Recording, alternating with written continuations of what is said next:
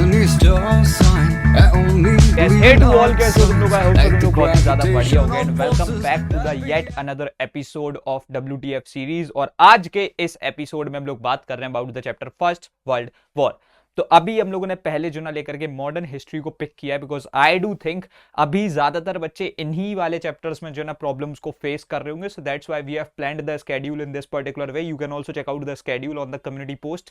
तो अभी देखो यार, first of all we will start. तो मैं तुमको बता दूं, first world war is a very important chapter because this will just like create a नीव, a foundation for you all for just to get a like a smooth transition to the modern history। ठीक है, तो अब basically यार अगर हम लोग आगे बढ़ते हैं तो मैं तुमको फर्स्ट ऑफ ऑल एक चीज बता दे that like why to follow this particular series WTF series on to the clarify knowledge app, क्योंकि यहाँ पर तुमको बहुत ही शानदार वाले जो ना लेकर के नोट्स देखने को मिलता है, which are the digitalize notes. यहाँ पर तुमको एकदम स्ट्रक्चर्ड कंटेंट देखने को मिलता है। ये जितनी भी स्लाइड्स होती है इनकी एक्सेस देखने को मिलती है, प्लस तुमको लेकर के जो ना लेकर के यहाँ पर क्विज भी देखने को मिल रही होगी इस पर्टिकुलर चैप्टर पर, through which you can just practice the things and साथों साथ यहाँ पर तुमको एड फ्री एक्सपीरियंस भी देखने को मिल रहा होगा, which is the best thing for you all. क्योंकि आधे घंटे के लेक्चर में शायद से तुम 10 बार एड्स देखो, better would be that just go on to the clarify knowledge app, just use it as per your way and just do not face any ads. बढ़िया तरीके से प्रीमियम वे में अपनी स्ट्रक्चर्ड वे में पढ़ाई करो। उसके बाद में अगर मैं आगे लेकर के चलता हूं तो देखो, सबसे पहले तो मैं बता दूं that the best content for ICSE class 10 is just waiting for you all. तो यहां पर से जाकर के तुम जाकर के क्लैरिफाई नॉलेज को चेकआउट कर सकते हो और इधर पे बढ़िया तरीके से अपनी पूरी प्रिपरेशन को कर सकते हो। You can completely prepare yourself for like anything. यहां पर बढ़िया तरीके से तुम हर एक चीज की तैयारी कर सकते हो। ठीक है, उसके बाद में वी ऑल जस्ट प्रोसीड। तो अब देखो यार, first world war, first of all we'll like discuss what is the first world war. तो यार देखो, यहां पर से अगर हम लोग आगे बढ़ते हैं, समझना अच्छे तरीके से that the first world war which began in 1914 was different from all the other previous wars. It was fought by several nations and affected almost all countries। ठीक है, मतलब देखो यार, वर्ल्ड वॉर की अपन जब बात करते हैं ना, ये छोटे से रीजन की वजह से नहीं होती, जैसे कि कम्युनल राइट हो गया, ऐसा कुछ नहीं होता। यहां पर से ये बहुत बड़े रीजन की वजह से वॉर होती है, because it's like happening to the complete world, right. तो बेसिकली यहाँ पर पूरे वर्ल्ड की हर एक बड़ा बड़ा नेशन, बड़ी countries were involve in this. ठीक है, तो बेसिकली वर्ल्ड वॉर जो ना 1914 में स्टार्ट हुई थी। New methods of defence and destruction were used in it because of the extent of the spread of the war, damages caused by it and the total impact of the war was till now unprecedented in history. It came to be known as the first world war। क्योंकि देखो भाई, इसके जो results हुए थे, जो impact हुए थे, जो कॉन्सिक्वेंसेज हुए थे, वो इतने ज्यादा लाइक डिस्ट्रक्टिबल थे कि मैं बता भी नहीं सकता कितने लोगों ने अपनी जान खोई थी इस चीज में। बहुत सारे करोड़ों लोगों ने, लिटरली करोड़ लोग, अगर एक इंसान दो इंसान की बात होती तो समझ में आता, करोड़ों लोगों ने अपनी जान खोई थी। यानी बहुत सारे नेशंस की तो पॉपुलेशन सीधा 50% से डिडक्ट हो गई थी। इतने बड़े बड़े इंपैक्ट हुए थे। उसके बाद में अगर हम लोग आगे बढ़ते हैं, सो यार देखो, अच्छे तरीके से देखते हुए चलना that the aggressive and militant nationalism was one of the cause for the like happening of the first world war. अब इस चीज को मैं समझाता हूं तुमको एक बहुत ही इंटरेस्टिंग वे में, अच्छे तरीके से देखना। देखो that the aggressive nationalism is like what. देखो, पैट्रियोटिज्म होती है एक चीज कि तुम्हारे को अपने देश से बहुत ज्यादा प्यार है। That's a very good thing कि तुम अपने देश को प्यार करते हो, तुम्हारे पास में जो एक पैट्रियोटिक फीलिंग्स है अपनी देश के लिए। लेकिन स्टिल ये फीलिंग्स इतनी ज्यादा बूस्ट हो जाए, इस नेशनलिज्म की फीलिंग इतनी ज्यादा बूस्ट हो जाए कि आप दूसरे देश को हेट करने लगो। जैसे कि ऐसा होता है, we have seen these examples, right. आप इंडिया को बहुत ज्यादा प्यार करते हो, that's a very good thing, but there is no reason if you love India, so that's why you have to hate Pakistan और any other country like China और something like that, because see this is not a very valid reason, right. आपको aggressive like nationalism में नहीं जाना है, आपको लेकर के जो ना अच्छे तरीके से सोचना है, समझना है। आप पेट्रियोटिक फीलिंग्स रखो, लेकिन अग्रेसिव नेशनलिज्म को फॉलो मत करो, because that is just like a blunder. उसके बाद में देखो, यही चीज हो रही थी that the aggressive nationalism means to love one's country to such an extent that it results in the hatred of like other countries. Militant nationalism was the consequences of the aggressive nationalism, which included the building of a huge army and appointing of a powerful class of military of naval officers। see यहाँ पर हो क्या रहा था, for example like France wanted the provinces of Alsace and Lorraine, ठीक है, back from Germany, and Serbia wanted all the Balkan states to unite। this created tensions among the other nations। समझ रहे हो। और देखो, जो ये militant nationalism में था ना, इसमें एक लेकर के रेस ऑफ आर्मामेंट भी हो रही थी। मतलब कि हर कोई जो ना न्यूक्लियर वेपन स्टोर करने में लगा था। सबको ये लग रहा था कि जितना ज्यादा वो आर्म्स को लाइक स्टॉक करेंगे उतने ज्यादा वो पावरफुल होंगे। ठीक है, उसके बाद में मैं अगर आगे बढ़ता हूं तो basically see aggressive and nationalism like aggressive and militant nationalism also led to the development of expansionist policies। अब भैया ये क्या है, इसी एक पॉलिसी के थ्रू ब्रिटिशर्स जो ना इंडिया आए थे। France and Britain built large colonial empires in Asia and Africa। Many other nations such as Germany, Italy and Japan competed with other powers to establish their colonies। Building a colonies became essential at this point of time as they don't they not only provided raw materials and minerals for industries but also had great potential to become marketers for European manufacturing goods। ठीक है, उसके साथ साथ colonies also added to the power and prestige of the European nations, कि उनको लगता था जितनी ज्यादा कॉलोनीज उतने ज्यादा वो powerful. This led to the clash of interest among these countries, this filled the political atmosphere of Europe with hatred and fear.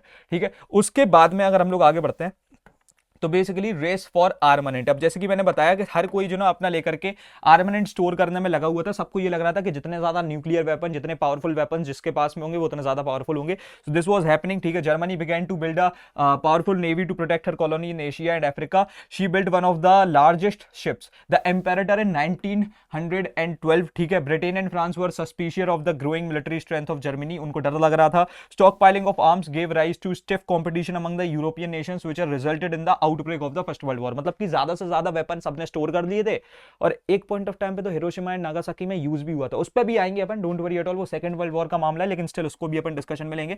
उसके बाद में अगर हम लोग आगे बात करते हैं, so like division of Europe into two hostile camps. ठीक है, तो अब देखो यार, यूरोप को जो ना दो हॉस्टाइल कैंप्स में डिवाइड कर दिया गया था। There were like basically two kind of states in the Europe, while some were single nation states such as Britain and France, others were imperial states such as Austria and Hungary. The latter that Hungarian, Serbian and Bosnian and Croats who spoke different languages and cultural traditions. ठीक है, तो like basically सी यहां पर से लेकर के क्या हो रहा था ना, बहुत सारे डिविजन्स हो गए थे, लेकिन मेजरली दो तरीके के डिवीजन हुए थे। To secure their interest nation entered various alliances, यानी अलायंसेस बनाई जा रही थी। अब अलायंसेस का मतलब क्या है कि भाई देखो किसी ने टीम अप कर लिया कि भाई देखो ऐसा है, अगर तुम पर कोई भी दिक्कत आएगी तो जिस अलायंस के जो बाकी के टीम मेंबर्स हैं वो जो लेकर के हेल्प कर रहे होंगे उस पर्टिकुलर बंदे को जिस पे अटैक किया गया है। उसके बाद में लेकर के Germany formed an alliance with Austria and Hungary which was later joined bye Italy. ठीक है, तो यहां पर से एक जो अलायंस थी जो कि बनाई गई थी, ट्रिपल अलायंस, इसको पता है इसमें कौन कौन था? इसमें जर्मनी थी, ऑस्ट्रिया एंड हंगरी थी और इटली थी। France, England and Russia formed the triple entente. तो मतलब उस समय पर दो ही अलायंस थी, ट्रिपल अलायंस और ट्रिपल एंटेंटे। ठीक है, और ये लेकर के 1907 में बनाई थी to counter the effects of the formation of the triple alliance. It was later joined by Japan, तो इसमें जापान भी आ गया था। ठीक है, formation of these alliance divided Europe into two hostile camps, और ये एक बहुत बड़ी दिक्कत वाली बात थी। ये एक बन गई थी ट्रिपल अलायंस जिसमें Germany, Austria and Hungary and Italy थी। दूसरी साइड में यहाँ पर फ्रांस, ब्रिटेन, रशिया और उसको जापान में भी जापान ने भी उसको ज्वाइन कर लिया। तो मतलब एक तरीके से पूरा यूरोप जो है डिवाइड होता जा रहा था। और एक चीज याद रखना, एशिया तक बात इतनी पहुंची भी नहीं थी। मेन जो लफड़ा हुआ था वो हुआ था तुम्हारे यूरोप में ही। उसके बाद में अगर हम लोग आगे बात करते हैं तो लाइक अब देखो यार ऐसा होता है, अच्छे तरीके से समझना कि कोई भी जो लड़ाई हो रही होती है, ठीक है, अब वो लड़ाई चलती जाती है। वॉर जो ना एकदम से ऐसी स्टार्ट नहीं हो जाती। सी वॉर के लिए जो ना ऐसा नहीं है कि बस किसी ने किसी में चाटा मारा, पूरे जो ना सारे वॉर के लिए सारे नेशंस कूदा है, ऐसा नहीं है। सी ये क्या है, बहुत ज्यादा लॉन्ग टर्म इंपैक्ट की वजह से होती है। और सबसे इंपॉर्टेंट चीज एकदम लास्ट में आते आते, like see if this is the war happening, ठीक है, ये वॉर की बिगनिंग है, तो एक पहले इतनी लंबी चेन आ रही होगी चलती हुई, समझ रहे हो? यहां पर से मान लो इधर वॉर होने वाली है तो इससे पहले बहुत लंबी लंबी चेन आ रही होगी, लेकिन इससे पहले कोई सडन स्पार्क हुआ होगा जिसकी वजह से वॉर हुई है। अब ये sudden spark and the immediate cause of the war was the death of, और you can just say that the murder of Francis Archduke Ferdinand. अब ये क्या हुआ था देखो समझना, that the murder of Archduke Francis Ferdinand, immediate cause था Archduke Francis Ferdinand was the heir to the throne of Austria and Hungary. He was assassinated at the Bosnian capital of Sarajevo on 28 June 1914। Date को हमेशा अच्छे तरीके से याद रखना, 28 जून 1914 को उनको जो ना लेकर के मारा गया था। 1914 में ही जो ना तुम्हारी फर्स्ट वर्ल्ड वॉर स्टार्ट हुई थी। The assassination was planned by the लेकर के secret society named Black Hand which aimed at uniting all Serbians into a single Serbian state. After his assassination Austria served an ultimatum जिसमें 14 request भेजी गई थी to Serbia making 11 demands, sorry 14 नहीं 11 demands भेजी गई थी। Serbia accepted like most of them, लेकिन कुछ नहीं मानी, तो उसकी वजह से वॉर हो गई। ठीक है, as a result Austria declared war on Serbia on 28 July 1914। ठीक है, तो अगर एक चीज तुम देखो 28 जून को जो है ना लेकर के उनकी डेथ हुई, जस्ट एक महीने बाद ही वॉर स्टार्ट हो गई थी। ये चीज याद रखना, इंपॉर्टेंट पॉइंट है। Russia supported Serbia and started making preparations for war on 1 August 1914। Germany declared war on Russia on 4 August. Britain declared war on Germany. तो तुम देख रहे हो ऑस्ट्रिया ने जो है सर्बिया पे करी, फिर जर्मनी ने जो लेकर के तुम्हारे यहाँ पर रशिया पे कर दी, और रशिया क्योंकि जो है ना लेकर के ट्रिपल एंटेंटे का पार्ट था, तो वहां पर ब्रिटेन ने जर्मनी पे कर दी। So this was happening. इस तरीके से एक एक करके एक एक बड़े बड़े नेशंस आते जा रहे थे। दिस वॉज द रीजन कि भाई देखो, अगर उस समय पर समझदारी से काम हो जाता, अब 11 में से most of the demand late से 7-8 तो एक्सेप्ट की गई थी, 2-3 नहीं की, तो उस पर बैठ करके बात की जा सकती थी। लेकिन पता था उस टाइम पे जो लोग थे, मैं बता रहा हूं ना, उनके दिमाग पे एग्रेसिव नेशनलिज्म, मिलिटेंट नेशनलिज्म, इन सारी अप्रोचेस ने एंटर कर लिया था उनके दिमाग को। तो भाई ये चीजें पॉसिबल नहीं थी कि वो कुछ और कर पाते। उसके बाद में भी अगर हम लोग आगे बढ़ते हैं, soon afterwards many other countries joined the war. Japan declared war on Germany with an aim of conquering German territories in the far east. Turkey and Bulgaria joined the war on the side of Germany. ठीक है, तो मतलब देख रहे हो धीमे धीमे करके सारी चीजें। Italy remained neutral for some time and then declared war on Germany. ठीक है, तो इटली ने भी जर्मनी पे वॉर डिक्लेयर कर दी, ब्रोक द ट्रिपल अलायंस। उसके बाद में while Britain, France, Russia and the allies come to be known as the allied powers. अब ये चीज याद रखना कि ब्रिटेन, फ्रांस, रशिया, ठीक है, यहां पर से अलाइड पावर्स हमारी कौन थी, ये चीज क्योंकि क्वेश्चन इस पे आएंगे। अलाइड पावर्स में कौन कौन था, तो अलाइड पावर्स में you just have to answer that कि भैया इसमें हमारी ब्रिटेन थी, इसमें हमारी फ्रांस थी और इसमें हमारा क्या था भैया, रशिया था। ठीक है, तो you can just remember it like कि भैया पावर्स में कौन था, अलाइड पावर्स में बीएफआर, ब्रिटेन, फ्रांस, रशिया। उसके बाद में जर्मनी, ठीक है, जर्मनी, ऑस्ट्रेलिया, हंगरिया। ठीक है, अब ये एक ही जगह है, दो जगह नहीं है, ऑस्ट्रिया, हंगेरिया। ठीक है, और उसके बाद में लेकर के तुम्हारी जो तीसरी चीज थी, ठीक है, क्योंकि इटली ने उनको छोड़ दिए थे and their alliance came to be known as the central power, क्योंकि इटली ने उनको छोड़ दिया था। ठीक है, उसके बाद में अगर हम लोग आगे बढ़ते हैं तो भाई तो देखो यार, the most important thing is, अभी हम लोग जो ना तुम्हारी सबसे बड़ी प्रॉब्लम के सॉल्यूशन के बारे में बात करते हैं, because that is the most important thing and that is Brahmastra. क्योंकि यार देखो अभी भी समय है, बहुत सारे बच्चों को ऐसा लगने लगा है क्योंकि भैया अगर 2 महीने ही बचे हुए, how we will be preparing ourselves, हम किस तरीके से सब कुछ कर रहे होंगे, क्या एक्चुअली हमारे पास में उतना समय है कि हम बढ़िया तरीके से कर सकते हैं। तो यार देखो, अब अच्छे तरीके से मेरी कुछ बातों को सुनना कि यार इस 2 months enough to prepare for the board exams. मैं एक छोटी सी बात बोलूंगा, अपोलो 11 जो ना 4 दिन में मून पर पहुंच गया था, तुम्हारे पास 2 महीने हैं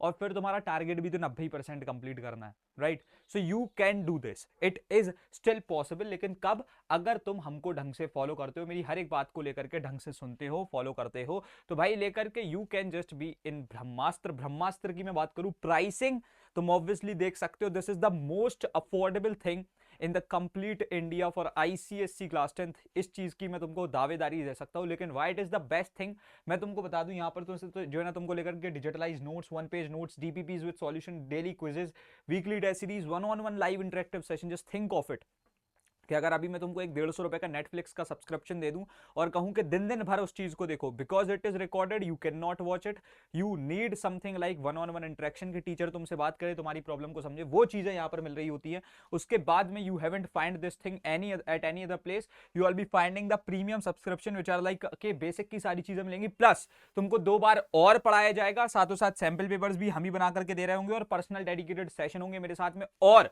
लेकर के यहाँ पर सारी की सारी e books will be made free. तो इसमें भी तुम हो सकते हो, this will be just costing you 2,999 rupees, तुम समझ सकते हो। उसके बाद में इधर अगर हम लोग बात करें, इधर तुमको फ्री अग्नि अस्त्र, मतलब सारी ई बुक्स फ्री है, साथों साथ तुम्हारे पास में पूरा कोडेज इज ऑल्सो फ्री। तो इस चीज को तुम यहाँ पर देख सकते हो, you are be having this at the price point of just 4,499 rupees. इसके थ्रू तुम पूरा 100% स्कोर कर सकते हो, बाकियों के थ्रू भी तुम बढ़िया तरीके से अपनी पूरी प्रिपरेशन कर सकते हो। So this would be the best thing for you all. अच्छा, अगर मैं कुछ कुछ चीजें बता दूं why it's like necessary for you to have this, because 1-on-1 interactive session मिलते हैं, तुमको जूम जैसा एक्सपीरियंस देखने को मिलता है। उसके साथ साथ नेक्स्ट चीज है कि भाई आपको यहां पर से बहुत ही हाई क्वालिटी के नोट्स देखने को मिल जाते हैं, you can just see the quality of the notes we prepare. ठीक है, उसके साथ साथ तुमको यहाँ पर से जो ना लेकर के 1-on-1 like high quality hand written notes, मतलब we can not just say that, like you guys can not say that कि भैया आपने कोई एक चीज भी छोड़ी थी, हमने हर एक चीज को यहाँ पर अच्छे तरीके से मेक श्योर किया है कि वो तुम्हारे लिए है। साथों साथ यहाँ पर तुमको डीपीपीस विद एवरी लेक्चर देखने को मिल रही होती है ब्रह्मास्त्र में। ठीक है, कि हाँ तुम्हारे पास में जैसे मैग्नेटिज्म है तो उस पर एक ऐसी डीपीपी देखने को मिल जाएगी। उसके साथ साथ अगर हम लोग आगे बढ़े तो भाई लेकर के if you need any type of guidance, यहाँ पर से Apurv Roy is there for your help, he will be helping you over everything. ठीक है, वो तुमको हर चीज में हेल्प कर रहा होगा। ठीक है, तो यहां से the best thing about Aproop is कि he certified as the India's youngest scientist by the government of India. तो ये चीज अपने आप में एक बहुत बड़ी बात हो जाती है कि तुम इंडिया यंगेस्ट साइंटिस्ट से मेंटोरशिप ले रहे हो, गाइडेंस ले रहे हो, और ही will be guiding you with all the things. अभी अप्रूव अपनी पढ़ाई के साथ साथ he is currently working in NASA, Tesla जैसी बड़ी बड़ी कंपनीज में। तो ये उसका एक्सपीरियंस तुमको हेल्प करेगा कैसे तुम टाइम को मैनेज कर सकते हो, हर चीज को देख सकते हो, एंड इसके साथ में तुम बढ़िया तरीके से अपनी पूरी प्रिपरेशन कर सकते हो। You all B also having the all e books for free in this, ठीक है, तो तुम सारी ई बुक्स को भी फ्री में देख रहे होगे, एक्सेस कर पा रहे होगे, ठीक है, और इस तरीके से तुम्हारी जो ना बहुत ही तगड़े वाली ई बुक्स देखने को मिलेंगी, and the content would be like कि तुम सोच भी नहीं सकते कितना तुम्हारे लिए हेल्पफुल हो रहा होगा। अब उसके बाद में हम बात करेंगे about the events of the war.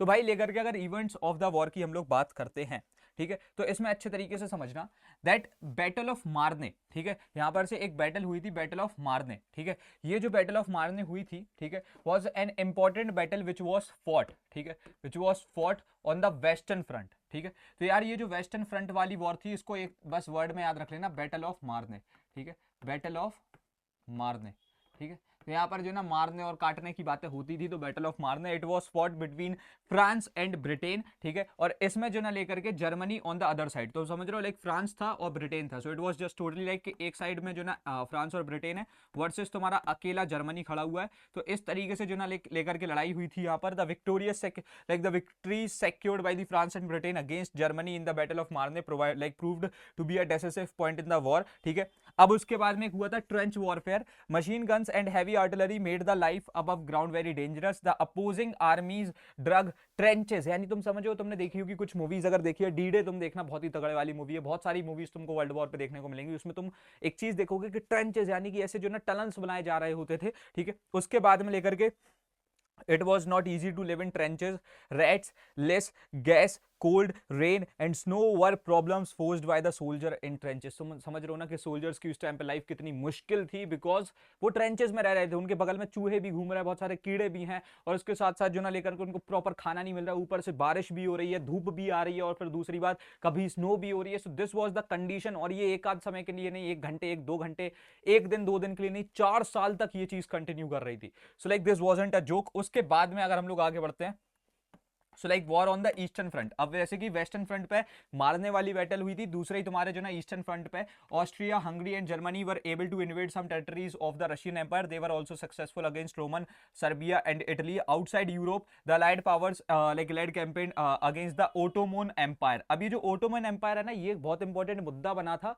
India में नेशनलिज्म का भी, ठीक है। While Japan occupied German possession in east Asia, Britain and France captured many German colonies in Africa, ठीक। तो उन लोगों ने जो ना लेकर के बहुत सारी जर्मन कॉलोनीज को अफ्रीका में होल्ड किया। उसके बाद में policy of blockade, one of the tactics employed in the war was the blocking of enemy lines to cut off the supplies of food, war like war material and raw material. ये एक बहुत गंदी unethical चीज होती थी उस समय पे, कि अगर आप अपने एनिमीज को बहुत ज्यादा कमजोर बनाना चाहते हो, तो उन पे जो भी raw materials, war materials, food, कोई भी चीज पहुंच रही है, ठीक है, which is just providing them with the living, तो भाई वो लेकर के उसको काट देते थे, उसकी सप्लाई को कट कर देते थे। उसके बाद में 1916 Germany sunk many British warships but she was defeated in the battle of Verdun, the English blocked the German coast to cut supplies to her, Germany was also defeated in the battle of Dogger Bank, ठीक है। तो वो डोंगर bank की battle को भी हार चुके थे। उसके बाद में अगर हम लोग आगे बढ़ते हैं, so like war against Turkey, इसमें अगर हम बात करें, so Turkey had joined the war on the side of the central powers, ठीक है। Germany was thus controlling the Baltic sea and Black sea, this made Russia isolated and she was not able to get any help from the entente powers. तो यानी उस समय पे जो allied powers और entente powers हो गई थी, ठीक है, तो उनको जो ना कोई हेल्प नहीं मिल पा रही थी एंटेंटे पावर्स से। दस Turkey was attacked by the British Indian army, Turkey को किसने अटैक किया था? ब्रिटिश इंडियन आर्मी में, and the former surrendered on 30 अक्टूबर 1918। अब एक बहुत इंपॉर्टेंट बात होती है कि भैया यूएसए की एंट्री कैसे हुई। अभी तक आपने जो भी पढ़ाया, यहां पर यूएसए की एंट्री अभी तक वॉर में नहीं हुई है, एंड ये एंट्री होने कैसे वाली है तो मैं तुमको समझाऊंगा। यार देखो, अभी यहां पर से सीन क्या है, यूएसए की अगर तुम बात करते हो, देखो अब एक बहुत ही क्लियर चीज है कि आगे आने वाले समय में अगर वर्ल्ड वॉर 3, जो कि भगवान करे कभी ना हो, लेकिन अगर होती है तो यूएसए उसमें होगा ही होगा। यूएसए की एंट्री बहुत ही लाइक अनइवन रीजन से हुई थी। 1915 the German U boat sunk a British passenger ship called Lusitania, और जैसे ही लुसतानिया को जो ना लेकर के लाइक डुबाया गया, among 1153 passengers who were killed, 128 were Americans, this aroused anti German feelings in the USA, the allied powers had raised huge sums of money in the USA to pay for the war goods and materials, thus the USA feared that if allied powers lost the war she would not be able to recover the money, moreover Germany would like also become a possessable rival of the USA, thus USA declared war on Germany on 6th of April 1917। देखो, एक तो Lusitania में बैठे हुए 128 American की जान गई, साथों साथ उनको फियर होने लगा था कि अगर आगे आने वाले समय में जर्मनी के पास में पोजेशन होता है, हमारी कुछ अभी गतिविधियों की वजह से शायद से उस समय पर जो ना जर्मनी हम पर भी धावा बोल सकता है। तो इसी वजह से पहले ही अच्छा ही होगा कि अभी जर्मनी इतना ज्यादा सेफ साइड पे प्ले नहीं कर रहा है, उसके ऊपर वैसे ही बहुत स्ट्रेस है, बहुत ही लाइक वैसे ही बहुत ज्यादा बर्डन है, अभी से उन पे जो ना वॉर बोल दो, ठीक है। उसके बाद में अगर हम लोग आगे बढ़े तो so now we will discuss the another thing like Russia's withdrawal from the war. अब रशिया क्यों विड्रॉ कर जाती है वॉर से? क्योंकि पार्टी चेंज हो गई थी। One of the major events of the war was the withdrawal of Russia from the first world war. She was retreated from the war because of the Russian revolution. Russian revolution आया था, Russians had suffered heavy damages during the war and over 6 lakh Russian soldiers were killed। मतलब तुम समझ रहे हो यार, 6 lakh is not a small count. अभी देखा जाए तो 6 लाख सोल्जर्स बहुत कम ही मिलिट्री फोर्सेस में है। बहुत कम ऐसे देश होंगे, मुश्किल से 10-12 ऐसे देश होंगे जिनके पास में जो ना 6 लाख सोल्जर्स है, और इतने सोल्जर्स तब मारे गए थे। After taking over the leadership of Russia, Lenin propose to end the war. Russia signed a peace treaty called the treaty of Brest Litovsk with Germany. तो यानी जर्मनी से उन्होंने जो अपनी लड़ाई को खत्म कर लिया था। उसके बाद में एंड ऑफ द वॉर। अब ये वॉर जो है एंड कैसे हुई थी, तो अब इसको अच्छे तरीके से समझना यार, के लेकर के तुम्हारी वॉर का अंत कुछ इस प्रकार हुआ दैट इन 1918, क्योंकि याद रखना वॉर तुम्हारी 1914 से लेकर के 1918 तक चल रही थी, ठीक है। So like Germany and her allies began to routed by the combined forces of Britain, France and USA. तो जर्मनी के साथ में वैसे इटली ने हाथ छोड़ ही दिया था। उसके बाद में ऑस्ट्रिया हंगरी बचा था, जो इतना बड़ा एम्पायर इतना बड़ा उस समय पे था भी नहीं। तो जर्मनी और वही थे, और इन पे ऊपर जो ना इतने बड़े बड़े देश like Britain, France and USA चल रहे थे, और वहां पर से जो ना ये इनके लिए बहुत बड़ी दिक्कत हो रही थी। This gave rise to political discontent in Austria and Hungary, while Bulgaria withdrew from the war. Turkey surrendered to the allies in 1918, ठीक है। While the Emperor of Austria and Hungary surrendered on 3 November 1918, a revolution broke out in Germany and he became a republic, ठीक है। And like उसके बाद में था German emperor Kaiser William two fled to Holland, वो यानी छोड़ करके भाग गए थे। The new German government signed an armistice on 11 November 1918, ठीक है। अब यहाँ पर से ये डेट्स इतनी इंपॉर्टेंट नहीं है, ये मैं तुमको बता दे रहा हूँ। जिस डेट के लिए मैंने बोला है कि इंपॉर्टेंट है उसको याद रखना है। And the war came to an end. About 53 to 70 million people fought in the war. About 9 million people were either wounded or killed during this war। मतलब 9 मिलियन, मतलब समझ रहे हो ना, 90 लाख लोगों ने अपनी जान खोई। उसके बाद में beside civilians were also killed because of air raids, epidemics and like famines during the war. The economy of the countries participating in the war was shattered, मतलब बहुत बुरे तरीके से शैटर कर गई थी। उसके बाद में the great economic depression of 1929 से 30 तक is mainly attributed to the war. उसके बाद में अगर हम लोग आगे बढ़ते हैं, ठीक है, तो भाई रिजल्ट क्या क्या हुए वॉर के। सबसे पहले तो था signing of the treaty of Versailles, जो कि जो ना 28 जून 1989 को साइन की गई। अब तुम एक चीज अगर नोटिस कर रहे होगे कि 28 जून, 28 जुलाई, 28 ऐसे कर करके जो ना बार बार डेट्स आ रही हैं। ये डेट को यार 28 को हमेशा अच्छे तरीके से अपने दिमाग में याद रख लेना जब भी तुम फर्स्ट वर्ल्ड वॉर चैप्टर पढ़ रहे हो। The treaty of Versailles was signed at the Versailles in France. It was signed by the victorious nations. Germany was held guilty of aggression, यानी सारी गलती जर्मनी पे डाल दी गई। He was like also required to pay huge war reparations of $33 billion for the losses of the victorious nation. The Rhine Valley in Germany was to be demilitarized and German territory to the west of Rhine was to be occupied by the Allied troops for 15 years। 15 साल तक के लिए उनको सौंप दिया जाएगा। Germany lost Alsace-Lorraine to France and Schleswig to Denmark। Coal mines in Sohr, Germany were given to France for 15 years. Germany lost all her colonies to the victorious nations। और साथों साथ the size of the German army and navy was restricted। इस reason से कि आने वाले समय पे ये अगेन कभी वापस से जो है ये अग्रेशन ना दिखाएं।